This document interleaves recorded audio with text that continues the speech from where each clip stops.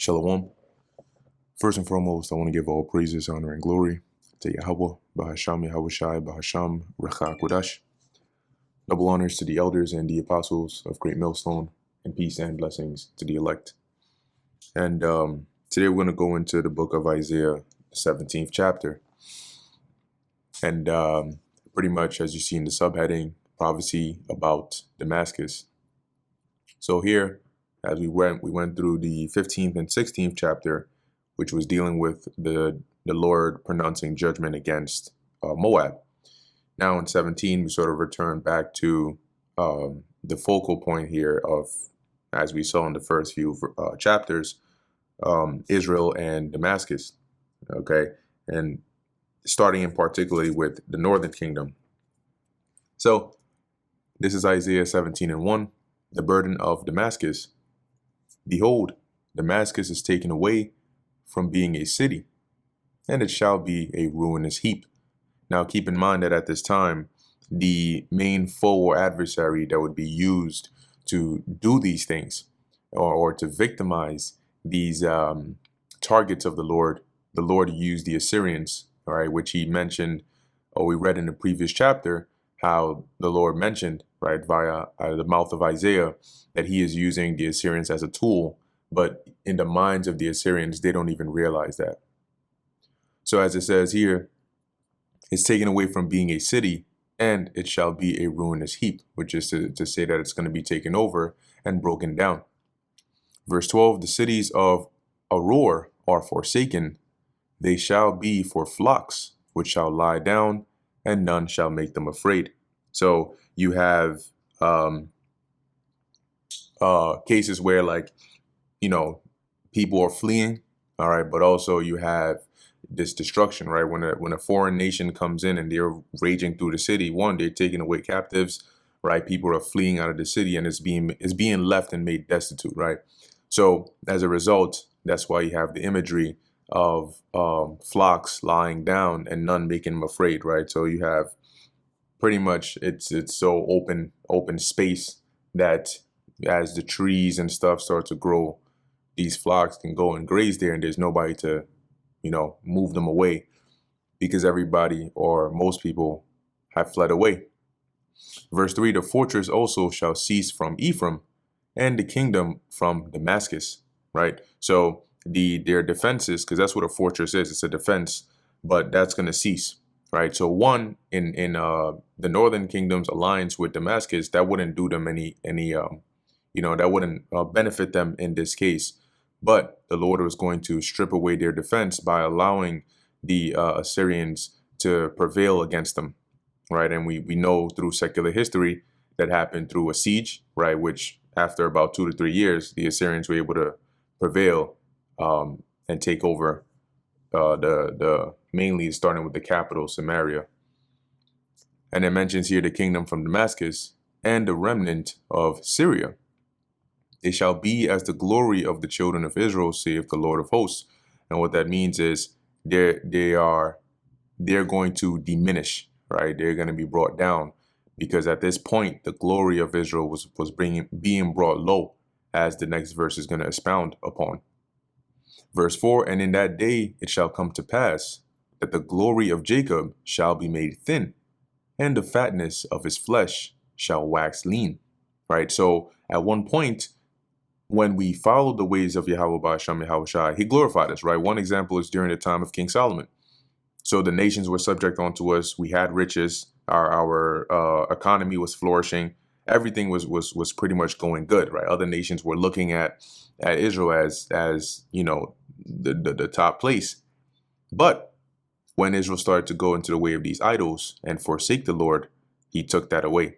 Now you have civil war, you have infighting, you have lawlessness, and that's bringing down the level of the nation more and more and more, to the point where they're so unfit, to where now they're being taken over and sent as captives.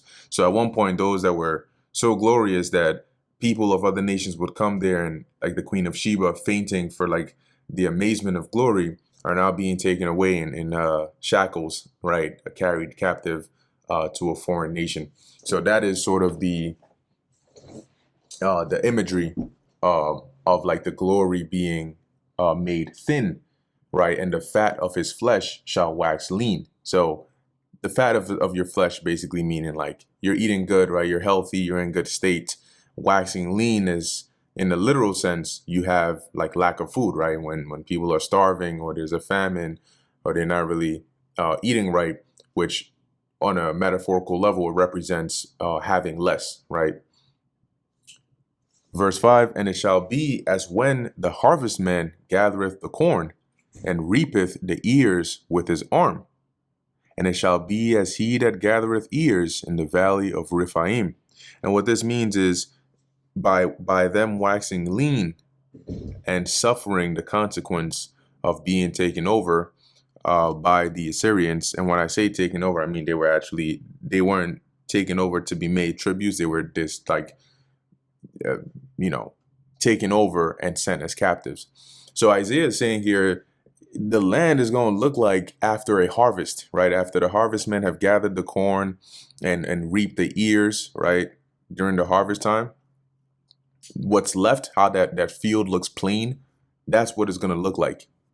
And you can imagine the people here being the harvest or the crops that are being gathered, leaving the land bare. And it shall be as he that gathereth ears in the valley of Rephaim, right? Same thing, same concept here. Verse 6, now we know that after they were taken out, heathens were put in the land. But in the process of them being taken out, you see the visual of a land that was once fruitful and full of the glory of the Lord and Israel is now looks like a messed up wasteland.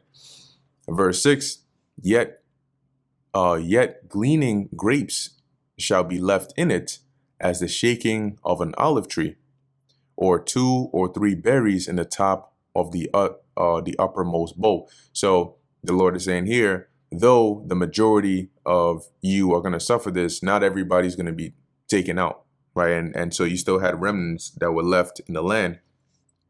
Like how when you shake an olive tree, you may have a lot of olives fall off, but not every single one is going to fall off, right? There's always those small clusters or 1, 2, or 3 up there that are able to hold on and stay on there.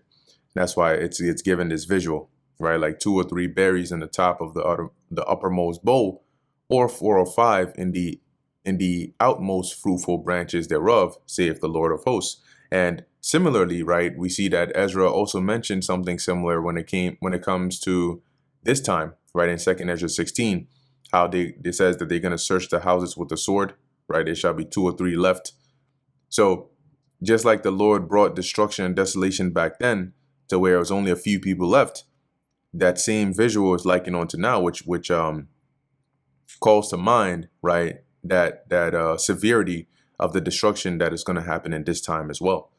Like that's where you get your I Am Legend visuals, and so on. And you notice most in like The Division or The Last of Us or I Am Legend or the Book of Eli, you don't really see people all out in the open a lot like that. Like today, everywhere you go, almost at any time of the day, you're going to see people. And you go downtown, you're definitely going to see people. But in those movies and in that setting, you don't really see a lot of people out like that, right? It's only a few, and most of them are in hiding and only come out when they need to be or when it's safe. Verse 7, at that day shall a man look to his maker, and his eyes shall have respect to the Holy One of Israel. And it's similar to how the Lord co-signs his judgment when he says, then, they shall know me, right? They shall know the Lord and how he is known in his judgments. Because now when this destruction comes upon them, they're going to have no option but to acknowledge, right? And turn to try and seek the Lord. And it says that also in, was it Proverbs? They shall seek me early, right? In their affliction, they shall remember me, roughly paraphrasing. And you saw like a similar example of this during the CV times, right? During the CV times, you had people that were now saying, "Oh, let's turn to prayer. Oh, let's all come together. Let's pray to whatever God you believe in to try and deliver us." That's what happens when trouble comes, right? When trouble comes, people all of a sudden now become holy because instinctively in the back of their mind, they know that there is a higher power. But here specifically, Isaiah is saying like this is what it's going to take for Israel to now basically turn to seek help from the Most High rather than their idols, because now they see those idols are not going to do them any good. Verse 8, and he shall not look to the idols, the work of his hands, neither shall respect that which his fingers have made, either the groves or the images. See, so given that reverence and worshiping these idols is they're going to realize that it's all folly.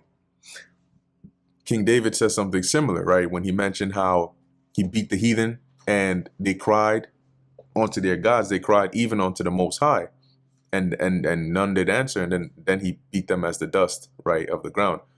That it's showing you that these heathens, in their minds, they have their gods that they serve. However, in such a desperate situation they were in, they cried even onto the God of Israel. So when all hell breaks loose, when calamity comes, people start off with what they're accustomed to, but eventually they realize this is not working. We need something else. Let's try anything. But in this case, Isaiah is saying, like, you're going to realize your idols, your altars and you know, all that idolatry is not working. And it was never working, right? It was always the Most High at the end of the day. Verse 9, in that day shall his strong cities be as a forsaken bow and an uppermost branch, which they left because of the children of Israel, and there shall be desolation. So once again, going into like the bareness, right, of the city. And here, when you look in like even other translations, like they give reference here to the time when the Lord had the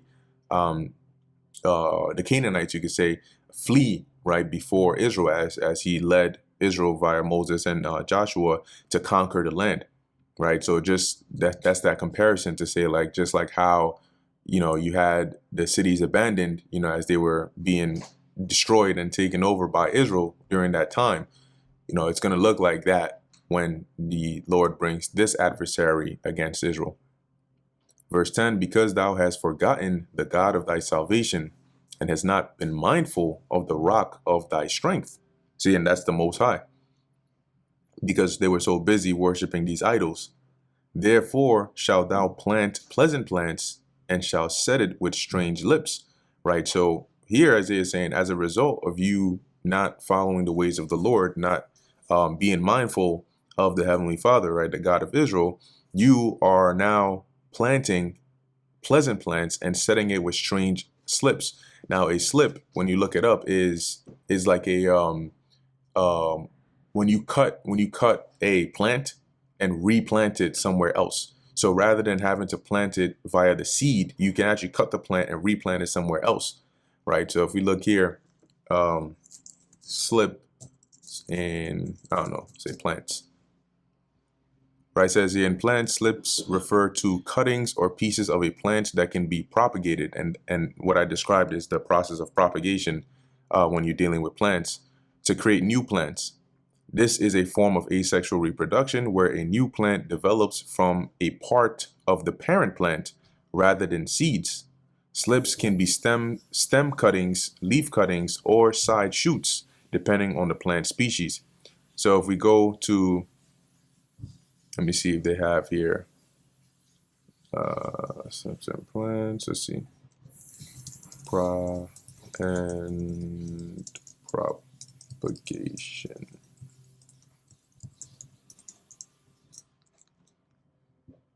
Yeah, in plant propagation, slips are used. Okay.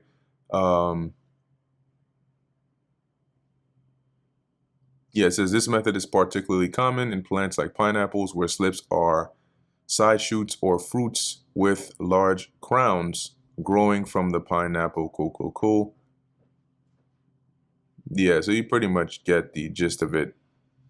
I was hoping they would give us the direct example of propagation, but you get the gist of it, right? It's a way of planting, right? And so here the strange slips, right, are, the word goes into like foreign. So this was basically Israel planting with pleasant plants plus the strange slips, which would be plants of like the heathen, And the manifestation of this was like them forming alliances with heathen nations, sometimes even with the Assyrians. Here we're seeing with the Syrians, right, Damascus, and not just that, but also their customs and idols worship and stuff that they adopted from these nations.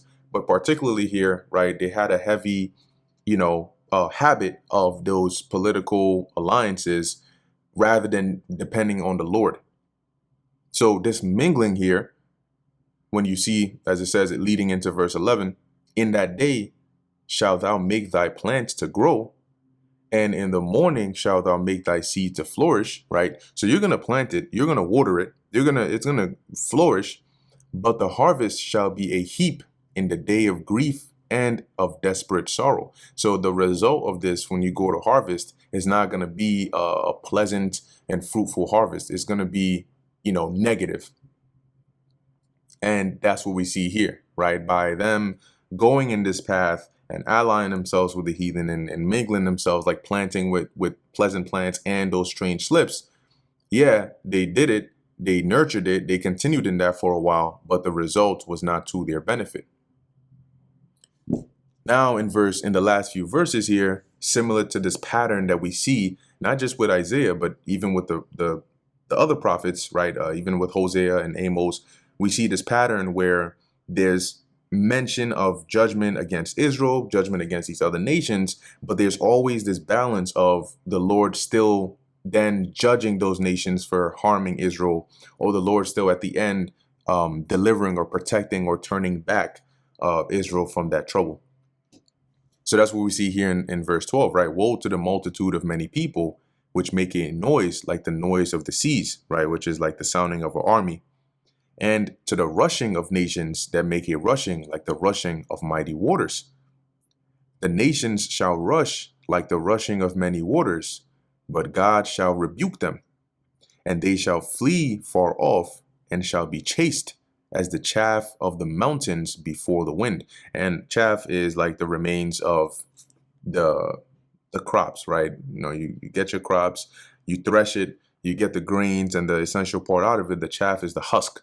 And that, like it's saying, they're going to be blown away so easily, like the chaff on the top of mountains when the wind blows, and like a rolling thing before the whirlwind, right? So you can imagine here, see what they have.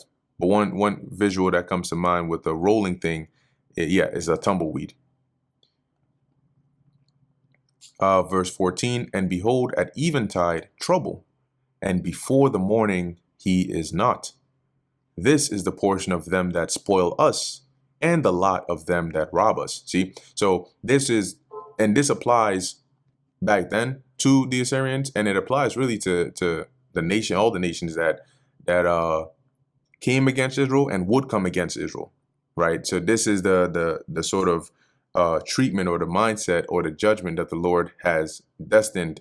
Though he used them to come against us, he would still turn around and judge them, right? And so that's an example here, which he ended up even doing with the Assyrians, right? They ended up getting their judgment not too long after.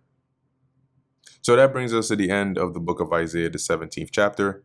Lord willing, this was edifying to the elect. In closing, I want to give all praises, honor, and glory to Yahweh, Bahasham Yahushai, Bahasham Recha Kodash. Until next time, Shalom.